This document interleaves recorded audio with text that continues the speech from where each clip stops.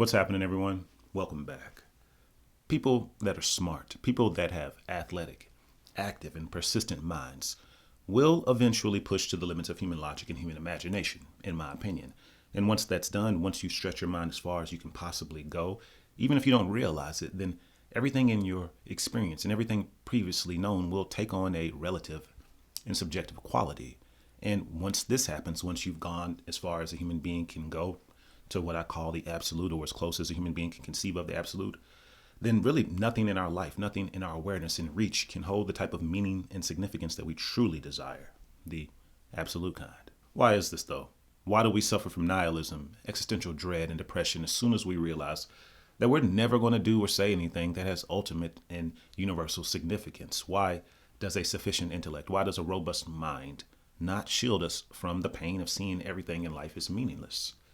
Because we are existing on one level with an awareness of a higher one, the highest one, the universal, the infinite, the eternal, the absolute, once known or approximated, establishes a hierarchy of realness and significance in the human mind, a tiered level of importance that an intellectually inclined person will be drawn to climb. Meaning, significance, the kind we're typically looking for, can only be had within a context, a parameter, a narrowed and confined reality. Context can be anything from the rules of a game to the operating procedures of a job to the laws of a nation or to a system of logic. And as long as we're comfortably operating within a given context or parameterized reality, we can have meaning, significance, and oftentimes a purpose. But as soon as our mind and our awareness begins to stretch beyond those confines, as soon as we become aware of a larger context, the lesser, more contextualized reality is often seen truthfully. It's seen as it is. And if we were hoping of resting our life and its meaning on that now relatively untrue context and reality, we are in trouble. We may actually begin to believe that nothing matters, that nothing can have real meaning and significance if this happens enough. We can check this inclination to a degree by remembering that everything in our knowledge, everything in our awareness, everything in our experience is the product of a limitation, of an exclusion.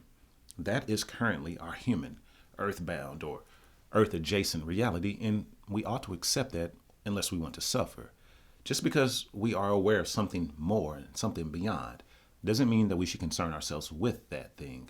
And it doesn't mean that we should reject or can really reject what we have and where we are. It'd be like rejecting the significance and meaning of the earth because we're aware of a universe at large beyond it. The earth clearly isn't or clearly shouldn't be insignificant to us because of our relationship relative and with respect to it. So that's how we should view meaning in our life, in my opinion. Something isn't meaningful because of its position with respect to the absolute, because everything is equivalent from that perspective. Something is meaningful to us because of our position with respect to it. It is us that determines the meaning, not its position in the grand total of all of reality. Our careers, our relationships, our identity, all of our dreams and goals, short of complete liberation, are necessarily less than universal, less than eternal, less than infinite, and less than absolute, and failing to reconcile our parameterized and contextualized reality and existence with an awareness of something beyond, something more, something absolute, is the greatest source, the greatest reason for existing nihilistically, in my opinion. When we look for meaning in our life, something worthwhile, we naturally want the kind that carries ultimate significance, something that's absolutely important. But that type of meaning is not possible when we experience life as limited, parameterized, and contextualized beings. We can't affect anything at that scale because we really can't conceive of anything at that scale. Our concern is human, limited, earthly, relative, and coming to terms with this is essential if we're going to live well here.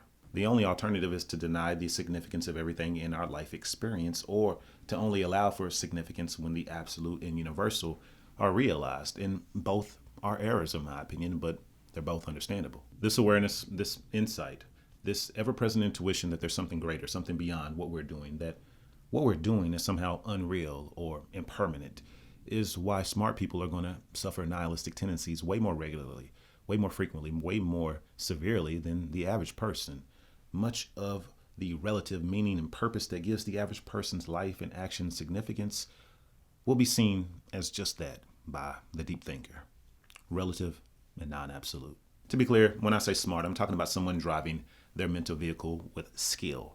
It has nothing to do with performance on standardized tests or an objective measurement of capacity and capability, because An F1 car will be decimated in a race. It will be lapped over and over if the person driving the car cannot handle the power. If it keeps spinning out and stalling, a Miata will decimate an F1 car in a race if it's driven with even a moderate level of skill. Smart people's minds are just going to work through the BS, the unreal, the untrue, faster than the average person's. And that innate ability, that inclination also means that a smart person is going to see the futility, the arbitrariness, the meaninglessness of much of what we do in life, and the things that typically shield the average person from this reality, from this truth: faith, culture, social engagement, work, duty, just will not work for the intelligent, deep thinker. So it really does mean that intelligence, perspective, awareness are very valuable tools, but they're also very isolating. Anything that isn't eternal, universal, infinite, or absolute isn't reality with a capital R. And that truth, that knowledge, pains the mind of the thinking person seeking meaning and significance in their life.